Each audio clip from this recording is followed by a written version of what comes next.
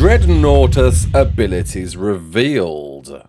ARK Ascended's first themed event. And is Xbox Series S the cause for console's delay? You're right, kids, it's Raasclark, and welcome to your regular ARK community news. Before we begin, don't forget to hit that like button, subscribe, share around, and let's get into it. So, the community crunch dropped last night, introducing us to the abilities of the Dreadnoughtus in dossier form. With the dossier explaining this ginormous creature will be ignoring anything smaller than a Spinosaur to focus on larger threats, absorbing incoming attacks to charge up into an uncanny element-disrupting bellow. Once tamed, appears will be equipped with a large platform saddle for you to ride in with your heaviest artillery, able to swallow cannonballs and turn them into acidic-coated projectiles to shoot back. I am already loving this creature. I am now in love with this creature. Dreadnoughtus was certainly, of all the creature votes, the one I really wanted to win for Extinction. This is dropping on Extinction when that arrives to ASA, and the fact it eats cannonballs, you may or may not know how much I despise cannonballs, and you've just sold me their wildcard. And seems to be pitched as a go-to creature for battling against titans. Not surprising considering its size. This one is the big one, that's what she said, and I'm really looking forward to seeing this one, especially in motion. Can't wait. Cannon eating, you've sold me, and boy does it look good. Look forward to this one. Wildcard reiterated their post they provided earlier in the week, where they unfortunately told Xbox players that another delay was on the cards and no date given for when this new delay would be, though it seems to be sometime next week. Though in this post it does say we're hoping to get a more precise update by the end of the week, and well, it's the end of the week and we haven't had one, meaning possibly we may not see this in the first few days of the week. Hopefully towards the end of the week. The developers haven't said a single thing in the social channels following this, so we've got no real new news to work on, and PlayStation, of course, is hopefully still on track for the end of the month and really does need to be out by the end of the month, and we'll get to why in a moment. But a rumour, leak, make-believe story, whatever you want to call it, has been making the rounds this week. First posted by Jade PG on his channel and has since been picked up by many others following that video. That somebody by the name of Big Ed says he works at Microsoft, or his mother's father's sister's cousin works at Microsoft, and the certification process is all down to the Series S GPU. It can't run this game with a level of performance that is good enough, and Wildcard have been trying to push for a Series X only launch, but that doesn't wash. Series X and S must all play the same games. And honestly, this was my concern from day one when I first started playing this and realizing how much hardware was needed to play this game at its best settings, and the Xbox Series S is a poorer version of the X. In fact, so much so I had to do a bit of digging to remember how different it is to the X, and digging deeper trying to understand what comparable graphics cards the Xbox Series S runs. In an article by videogamer.com, the AMD Lockhart is comparable to a GeForce GTX 1650 or Radeon 5500, and that got me thinking. If you go to the specs, minimum specs of ARK Survival Ascended, it says Radeon 5600. That's a few numbers more than what the Xbox Series S can run.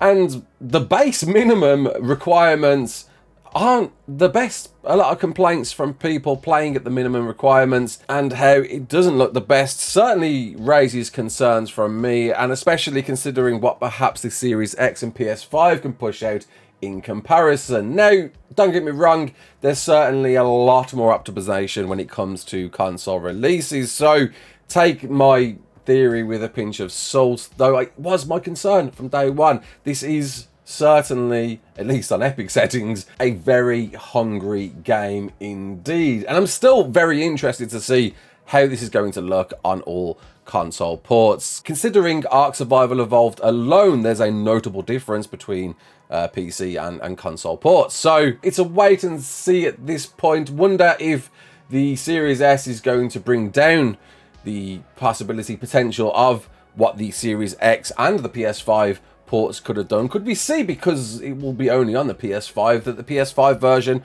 could be the better looking version after all this, if Wildcard are needing to factor in the Series S? Whatever the case, PlayStation is still in for a longer wait, and when it arrives to console, providing the launches do go smooth enough, this could shape ARK up to be perhaps a very, very successful selling game indeed. If you don't know, it was making the top 10 list in Steam charts, and despite mediocre reviews, I think a lot owed to this optimization, stability, launch concerns that we had for the first few weeks. It sold over 600,000.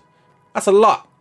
And with console ever looming, it's a wonder what that number is going to increase to, and hopefully what all of those funds are going to be repurposed, reinvested to for the future of ARK. One thing we do know, it's certainly getting pushed into mods, and it appears in a modded delivery we're getting an early themed event.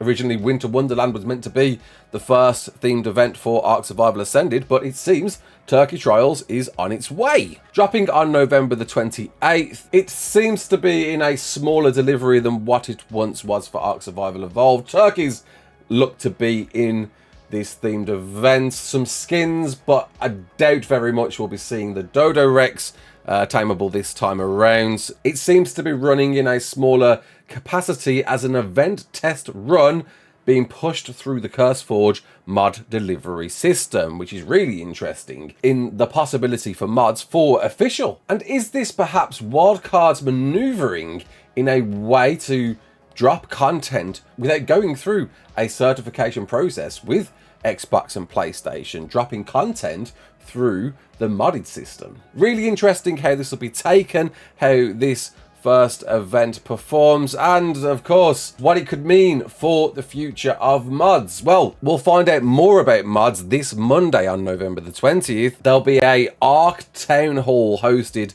by CurseForge to explain Overwolf, their vision, tools overview, and what's next. In particular, a lot of people are looking at what is the modded function for consoles. Do all platforms get the same look in on mods, or are we going to see a heavy divide between Steam mods and console mods, which from my understanding is certainly an option.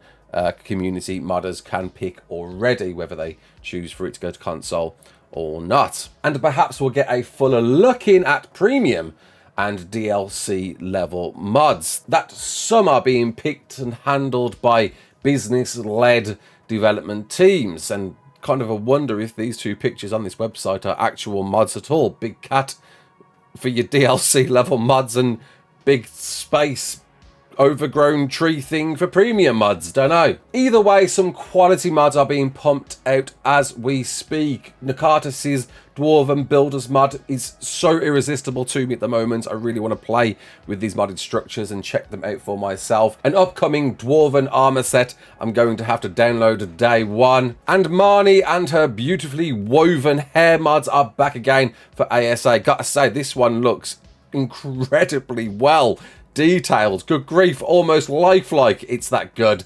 Look forward to seeing more from Marnie mods. I know a lot of people love these mods, and you know, more customizing options for your characters, especially hair, seeing that there's a fewer selection this time around, will certainly be a desired one. And there we go, people. Apologies for the late news video today, but hopefully that's everything wrapped up for this week for you. Fingers crossed, Xbox, you get it next week. Don't know, there's a linger of doubt still at the moment. Could it be both Xbox and PlayStation both get it at the same time, considering crossplay at the end of the month? But either way, needs to be in time for this Turkey Trials event, and especially before the Extra Life events, or else it's going to be a very, very, very difficult day indeed for the team, the moderating team within their live chats. Until the next one, my name is Raasclark. Don't forget to like, share, and subscribe, and as always, peace out.